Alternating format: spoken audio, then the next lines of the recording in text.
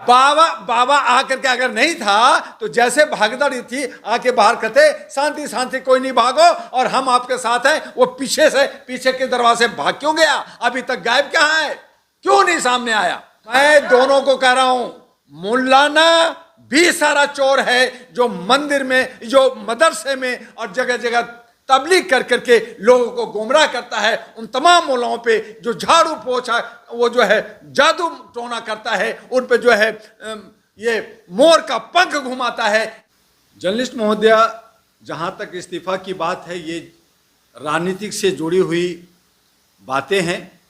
किसी भी chief minister को इस्तीफा दे देना ये कोई लॉजिक नहीं बनता। सवाल ये है कि जहां पे बुलडोजर की सरकार चल रही है, वहां पे बाबाओं की राज चल रहा है, जहां पे लाखों की भीड़ होती है, परमिशन जो है कुछ हजार की होती है, वहां कोई व्यवस्था नहीं होता, उनका कोई रजिस्ट्रेशन नहीं है। वो बाबा कहाँ का है, उसका एजुकेशन क्या है, उसका एक्सपीरियंस क्या है, और वो पुलिस में काम करता है और लोगों को जो है कि कहता है कि वो ज्ञान की बातें कर रहा है। तो वो उत्तर प्रदेश के अंदर हमारे योगी चीफ मिनिस्टर क्या कर रहे हैं, वहाँ के ब्यूरोक्रेट क्या कर रहे हैं, वहाँ के डीएम क्या कर रही है, वहाँ की सिक्योरिटी क्या कर रही है, सभी जिम्मेदार बनता है। तो खाली इस्तीफा देने से बात नहीं बनेगा, बल्कि वहाँ पे बाबाओं को और मुल्लाओं को सबको पकड़ के उन पे बुलडोजर चलाएं। और ऐसी जो है घटना जो कभी ना हो, पहले भी हुआ, हाथरस में ही हुआ और दूसरी जगह हुआ, ये ना हो, इस पे रोक लगाने के लिए सरकार क्या किया, उस पे मुख्यमंत्री ने जाके हाथरस में क्या किया। आपके देश के हमारे प्रधानमंत्री जो हिंदुत्व की बात करते हैं, समित पात्रा पार्लियामेंट के अंदर हिंदुत्व की बात करते हैं, वही हिंदू आस्था के नाम पे 121 लोग मर गए, एक सिपाही ने बेहोश होकर के अपनी जान दे दिया। ऐसी सूरत में देश के प्रधानमंत्री और गृह मंत्री और chief minister of Uttar Pradesh क्या कर रहा है, ये सवाल बनता है।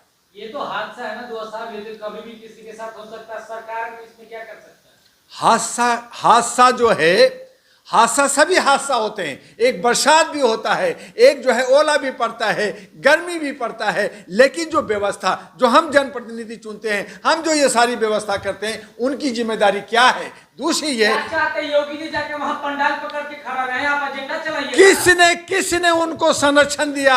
उनको जो करोड़ों का पैसा दान अनुदान आ रहा था, वहां लाखों लोगों की भीड़ लगी। क्या आपने 1 लाख लोगों को आपने परमिशन दी थी? क्या वहां सिक्योरिटी, आप कह रहे हैं सिक्योरिटी की सिर्फ जो है 40 लोग थे और आप लाखों की भीड़ लगा रखे हैं। आप जो है जंतर मंतर पे कहीं धरना प्रदर्शन होता है, अगर 50 लोग इकट्ठे होते हैं तो आप 200 पुलिस और सिक्योरिटी लगा देते हो, फोर्स लगा देते हो, और वहां लाखों की भीड़ में आप चंद पुलिस वाले, और वो भी कह रहे हैं कि मुझे अंदर नहीं घुसने दिया। तो क्या इसका मतलब बाबाओं की राज चल रही है, गुंडा राज चल रहा है? मंदिर पे पूजा करने आते हो क्या, या संसद घेराव करने जाते हो? वहां ज्यादा सेंसिटिव होता है, जंतर मंतर पे हंगामा होता है, धरना प्रदर्शन होता है। वहां तो आस्था की बात थी, आप पैर छू रहे हो, आप प्रसाद के नाम पे आप पता नहीं क्या क्या खिला रहे हो और कह रहे हो ये ले जाना वो जाना। तो भगदड़ कहीं ना कहीं हो सकता है प्रायोजित हो सकता है कि आपने जानबूझ करके उसमें असामाजिक तत्वों को घुसाया हो। तो ये सब देख रेख करने का वहां की व्यवस्था है।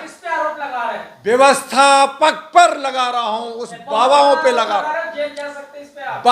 बाबा आकर के अगर नहीं था तो जैसे भागदड़ थी आके बाहर कहते शांति शांति कोई नहीं भागो और हम आपके साथ हैं। वो पीछे के दरवाजे भाग क्यों गया? अभी तक गायब कहाँ है? क्यों नहीं सामने आया? तो आप अपनी जिम्मेदारी अगर नहीं लेंगे तो कौन लेगा?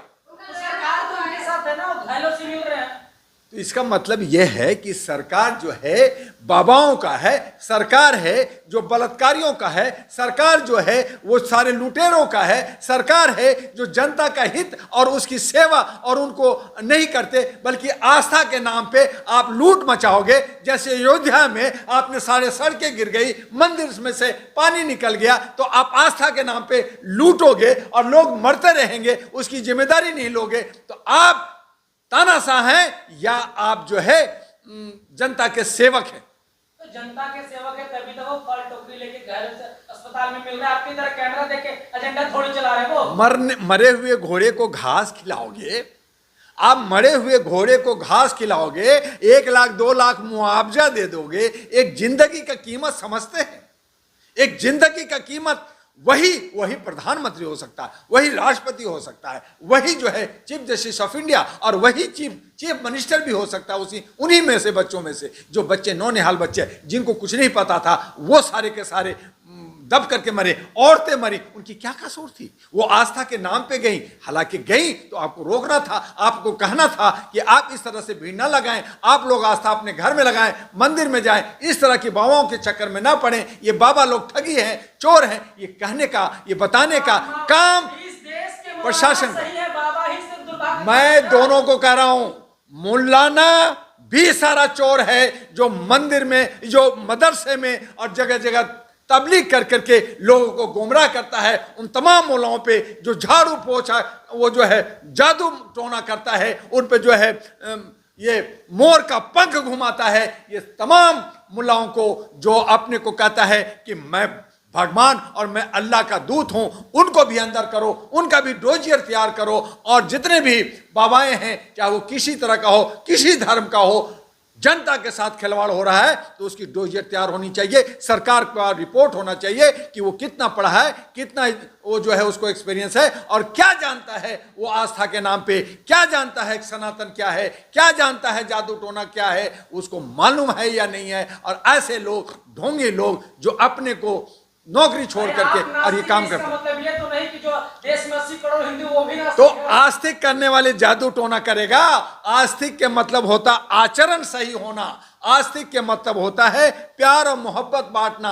आस्तिक के मतलब ये नहीं होता है कि चढ़ावा चढ़ा के करोड़ों रुपया खाएंगे, सोने का घर बनाएंगे, महल बनाएंगे, नौकरी छोड़ कर करके कहेंगे कि ये सबसे अच्छा धंधा है, तो आप धर्म के नाम पे धंधा करोगे।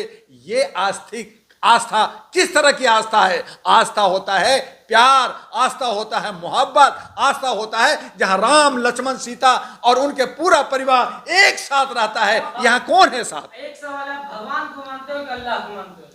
मेरे भाई, भगवान, जर्नलिस्ट महोदय, अल्लाह, भगवान, गॉड, परमात्मा, ये सब एक हैं। एक प्रकृति की शक्ति और ताकत कहा जाता है, वो निरंकार है।